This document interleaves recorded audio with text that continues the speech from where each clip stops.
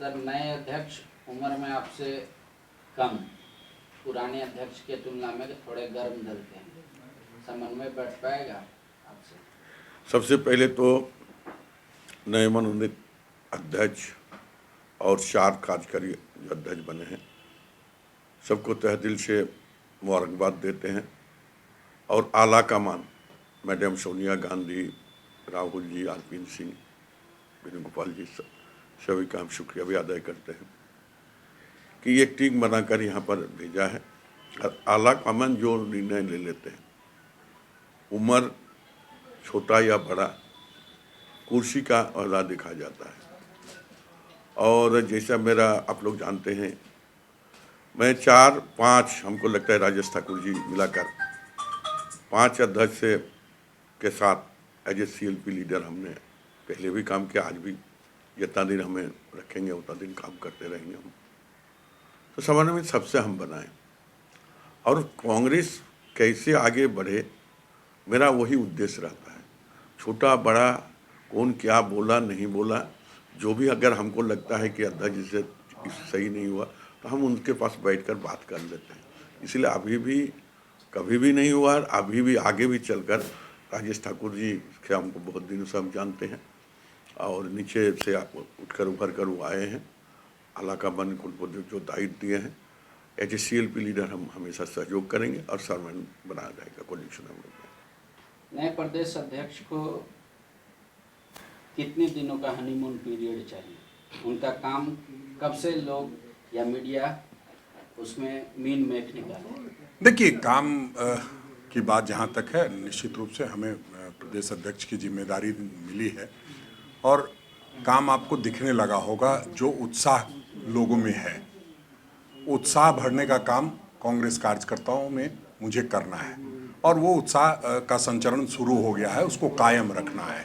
आप अभी सवाल पूछ रहे थे कैसे कोऑर्डिनेशन बनेगा, कैसे क्या होगा।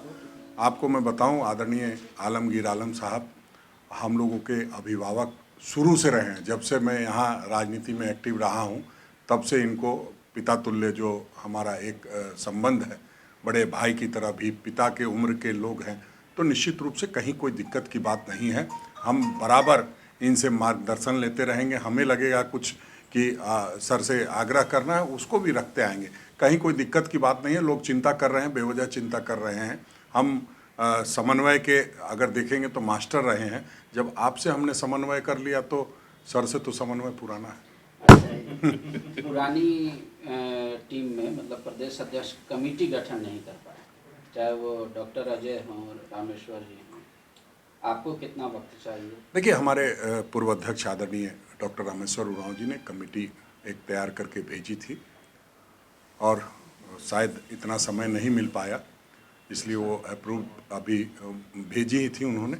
अब हम लोग को मिलकर के कमेटी बनाना है। पहले एक बार सभी जिलों का दौरा कर लेंगे और पहले से हम सभी जिलों को समझते आए हैं। संथाल के प्रभारी रहे हैं, रांची की प्रभारी रहे हैं, धनबाद बोकारो से खुद आते हैं, तो उत्तरी छोटा नागपुर, दक्षिणी छोटा नागपुर और जो संथाल का इलाका है उसको जानते हैं। कोल्हान और पलामू थोड़ा समझना है और हम समझते हैं 24 ज़िले हैं, 48 दिन तो कम से कम लगेंगे दौरा करने में और उसके बाद 10-12 दिन एक पीरियड होगा जिसमें हम अपने नेतागण से, आदरणीय पूर्व अध्यक्ष डॉक्टर रामेश्वर उरांव जी हैं, हमारे आदरणीय नेता आलमगीर आलम साहब हैं, सुबोध कांत सहाय जी हैं, धीरज प्रसाद साहू जी हैं, आदरणीय फुरकान साहब हैं, KN झा साहब हैं, ददई दुबे जी हैं, हमारे तमाम KN त्रिपाठी जी हैं, तमाम ऐसे नेताओं से एक बार राय करके और जो लोगों का सुझाव होगा, तमाम जो हमारे कार्यकारी अध्यक्ष हैं वो फील्ड में जा कर के नाम इकट्ठा करके हम जल्द से जल्द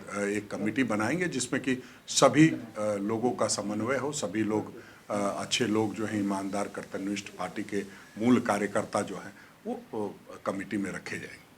राजेश जी, आपको लगता है पिछले बार कार्यकारी अध्यक्ष में SC का भी कोटा था, इस बार हट गया, कोई खास वजह? देखिए, कहीं कोई कोटा की बात नहीं है। कोटा ये भारतीय जनता पार्टी का लाया हुआ सिस्टम है। सभी लोगों को मान सम्मान मिलता है और सभी लोगों को मिल रहा है। ऐसा नहीं है कि कोई किसी जाति से आता है तो इसका मतलब उसी जाति का ख्याल रखा जाएगा। देश में सैकड़ों जातियां हैं। आप सिर्फ आदिवासी अगर समुदाय में देखेंगे तो 36 प्रकार के लोग हैं, तो 36 जगह से तो लोग बनते नहीं हैं।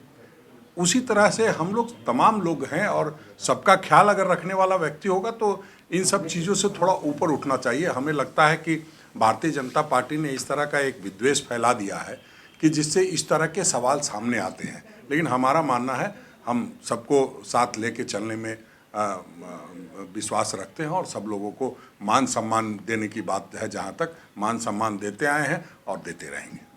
एक आखिरी सवाल, विधानसभा का भी सत्र आने वाला है, आप लोग विधायकों के साथ बैठेंगे भी, कांग्रेस का रिजर्वेशन का मुद्दा है, ओबीसी को बढ़ाना है, नियोजन नीति में जो संशोधन लाना है, भाषाओं को जोड़ना है, तो क्या पार्टी अपने तरफ से विधायकों को कोई सुझाव देगी? देखिए, हमारे प्रभारी आदरणीय आरपीएन सिंह जी का स्पष्ट मानना है कि जो 27% का आरक्षण देने की बात है वो लागू हो, तो निश्चित रूप से हमारे आदरणीय विधायक दल के नेता विधायक दल की बैठक बुलाएंगे। उसमें सारी बातों पर विधायकों से चर्चा होगी और कौन कौन से मुद्दे जो जनहित के हैं उसको उठाना है। सरकार अपनी है, सरकार गठबंधन की सरकार है, बावजूद जो जिन जनता के प्रति जो जवाबदेही है विधायकों की, उसको वो पूरा करते आए हैं। और कई बार इसीलिए आप लोग चलाते हैं मीडिया में कि नाराज़गी जाहिर की, नाराज़गी उनकी अपनी नहीं है, नाराज़गी जनता ने जो उनको जवाबदेही दी है, जब वो पूरा नहीं कर पाते हैं तो नाराज़गी का उसको स्वरूप दिया जाता है। संवेदनशील हमारे विधायक हैं, निश्चित रूप से सभी बातों का ख्याल रखते हुए विधायक दल की बैठक में इन सारी बातों पर चर्चा होगी और सदन में हम लोग अपनी बात को रख करके सरकार तक पहुंचाने का काम करेंगे। और सरकार संवेदनशील सरकार है, आदरणीय हेमंत सोरेन जी मुख्यमंत्री हैं, लगातार सभी लोगों से संपर्क करते रहते हैं। उनके और हमारे मुद्दे लगभग एक हैं, तो कहीं कोई बहुत परेशानी की बात नहीं है।